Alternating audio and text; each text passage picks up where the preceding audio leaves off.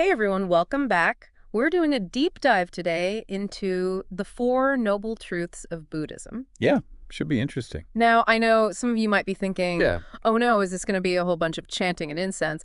But believe me, it's really not about religious doctrines so much as it is about a practical way to approach life's challenges. Absolutely. Kind of like a problem-solving approach to suffering, really. Right. And the cool thing is that the sources are full of all these similes and metaphors that make these ancient ideas really relatable. It's true. They really do make these concepts much easier to grasp. So the first noble truth tackles this big question of dukkha head on. Right. And dukkha is a word you might have heard before. Yeah. Basically, it refers to suffering and stress and just general unease. Mm-hmm. But instead of just trying to avoid suffering, the first noble truth says, yeah, we should really try to understand it.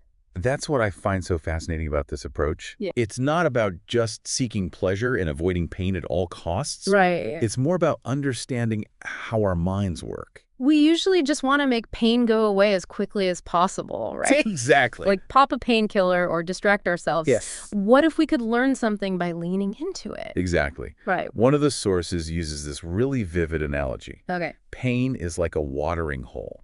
Okay. All the animals in the forest, they have to go to the watering hole to drink right. Right. So when we experience pain, Yeah. all of our habits and fears and all that stuff comes to the surface. It gives us a chance to observe our minds in action. Wow, that's a powerful image. It is. So using pain as an opportunity to understand ourselves, that's kind of a radical shift in perspective. It is. And to understand how this works, we need to look at the 5 clinging aggregates. 5 clinging aggregates. Yes. Okay, I'm ready. These are basically the components of our experience that fuel our suffering when we cling to them. 5 components. All right, let's break them down. The first is form. Form. Yes. This refers to all physical phenomena both inside and outside of the body.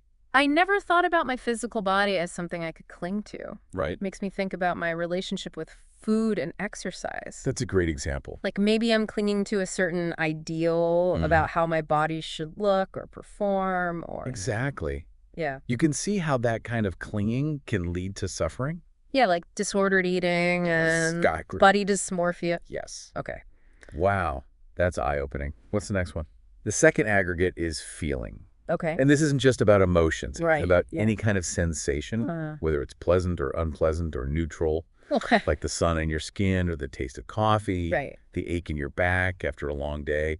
It's all feeling. I guess even enjoying a good meal could become suffering if we're always chasing after that feeling. Exactly. One of the sources has this great example Okay. from a Buddhist nun, Sister Dhamma, and she talks about how all 3 types of feelings are always changing. Yeah, the first sip of coffee is amazing, Right. but it doesn't last forever.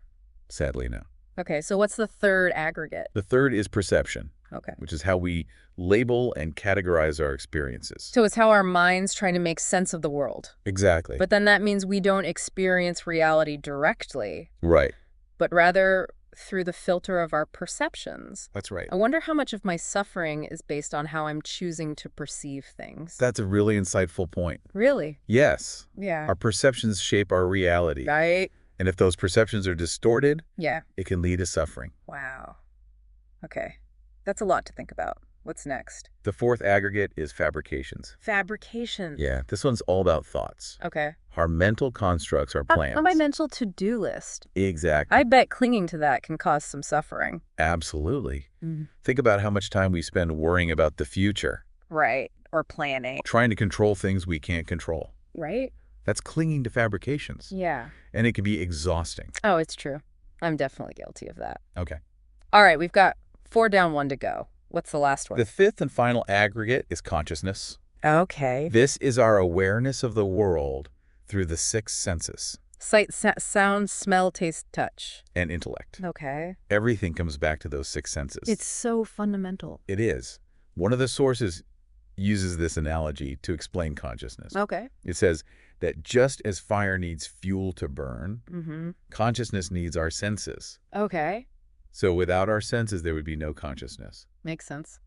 There's also a 6th type of consciousness, right? Yes. You're right. Something beyond the senses. That 6th type of consciousness is said to be beyond description. Okay. And it represents the ultimate goal in Buddhism. Wow.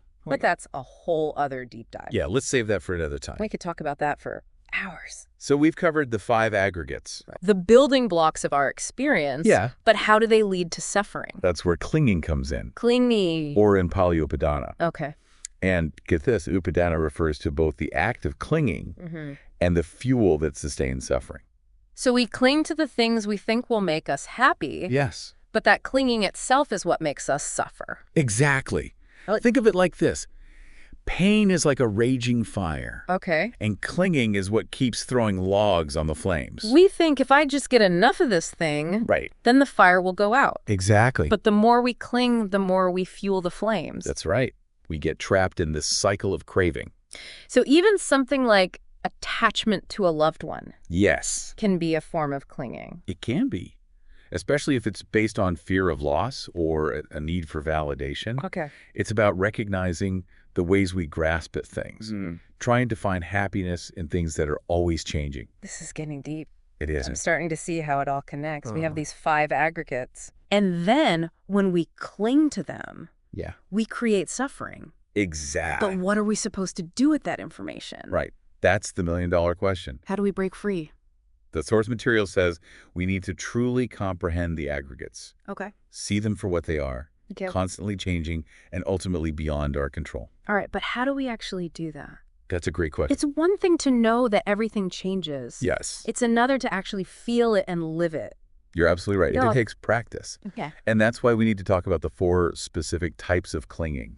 The 4 types of clinging. Perfect. Let's take a closer look at those in part 2. So we were talking about how clinging to the 5 aggregates Right. is the root of suffering. Yeah. And to really understand this, the source material breaks it down Okay. into 4 types of clinging. 4 types. Okay, I'm ready. The first type is clinging to sensuality. Sensuality. This is about chasing those pleasurable experiences. We get through the 5 aggregates. Okay. Think about indulging in a delicious meal, Right. or going on a roller coaster ride, Yeah. or even just like seeking out that perfect Instagrammable sunset. So it's not that enjoying those things is bad. Right. It's when that desire starts to control us. Exactly. Oh. Becomes an attachment. Right. And that's where mindfulness can be really helpful. Okay. It's about being aware of those cravings Mm-hmm. and making conscious choices. That makes sense. What's the next type of clinging? The second type is clinging to views. Okay. This one's a bit more abstract, All right. but it's about getting attached to our opinions and beliefs, Oh, I see. especially those related to the aggregates. This reminds me of how heated debates can get, Yeah. like about politics or religion. Exactly. People get so attached to their views. Right. It's like their sense of self is tied to those beliefs. Yeah. And any challenge to those beliefs feels like Right. a personal attack. Exactly. And this clinging to views can create conflict. Oh, for sure. It can cause a lot of division. Yes, both internally Yeah. and yeah. in our relationships. Okay. So we've got clinging to pleasurable sensations. Right. Clinging to views. Mhm. What's number 3? The third type is clinging to habits and practices. Habits and practices. Yeah, it's those routines and behaviors we get stuck in, Okay. even when they're not serving us anymore. So it's not that habits are bad. Yeah. It's about being aware of when we're just on autopilot. Exactly. Yeah. Like when you're scrolling through social media, Oh, yeah. even though you know it's not making you feel good, Yeah. or rigidly sticking to a certain diet Okay. when your body needs a break. Right. It's about recognizing when those habits are causing suffering.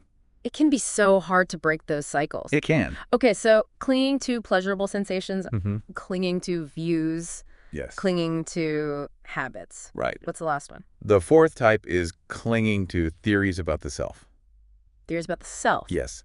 This is about clinging to a sense of a permanent me. Oh, so this is about the ego. Exactly. That sense of I that we identify with. Right.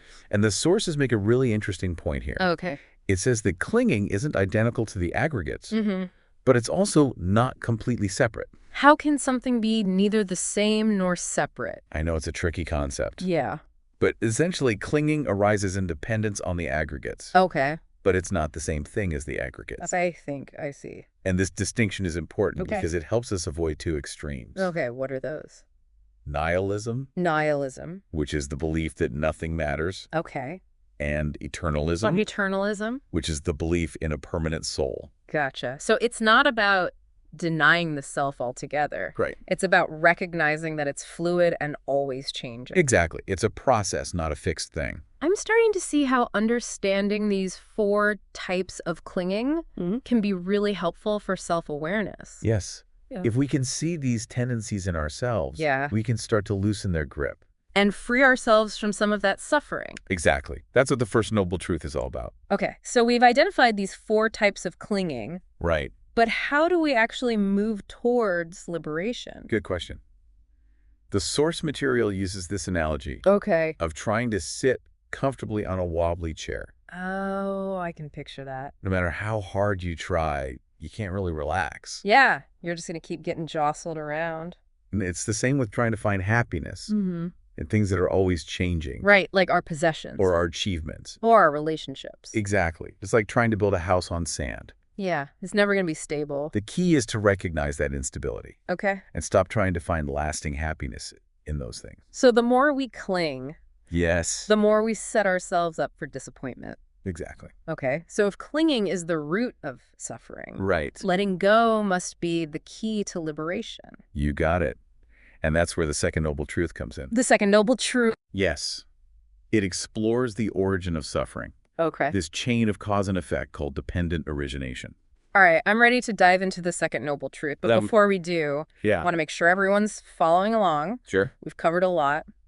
What's the most important takeaway so far? I think the main takeaway is that suffering isn't something to be afraid of. Okay. It's a natural part of life. And it can actually teach us a lot. So by understanding it, we can free ourselves from it? That's the idea. So it's about transforming our relationship with pain. Exactly. Instead of just being victims of it. Beautifully said. And for our listeners, what are you clinging to in your own life? Yeah, think about that. How is that clinging affecting you? Mm-hmm. It's a question to consider as we explore the Second Noble Truth. The source material uses this really powerful analogy about suffering. Oh, yeah. It talks about toiling to impale every single creature in the sea on stakes. Okay. And even if you use up all the trees and plants on land for stakes, you still wouldn't have enough because there are so many creatures. It's a pretty vivid image. It is. Yes. It really drives home the point that suffering is everywhere. Yeah, happening all around us all the time. Yeah, on a massive scale. It can feel kind of overwhelming to think about. It can. From tiny insects to us humans, right, with all our worries and anxieties, suffering really does seem like a universal experience. It is. And there's another passage that talks about this dark space between worlds where even the sun and moon can't shine.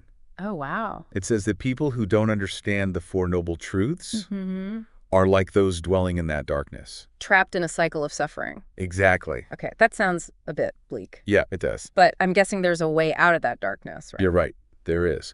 And that's where the other Noble Truths come in. Oh, they offer us a path. A path to liberation. Exactly. So we've diagnosed the problem. Suffering. Right. We've identified the cause. Clinging. Now we need the treatment plan. Exactly. And that's essentially the Eightfold Path. The Eightfold Path. Yes. Which we'll talk more about when we get to the Fourth Noble Truth. Okay.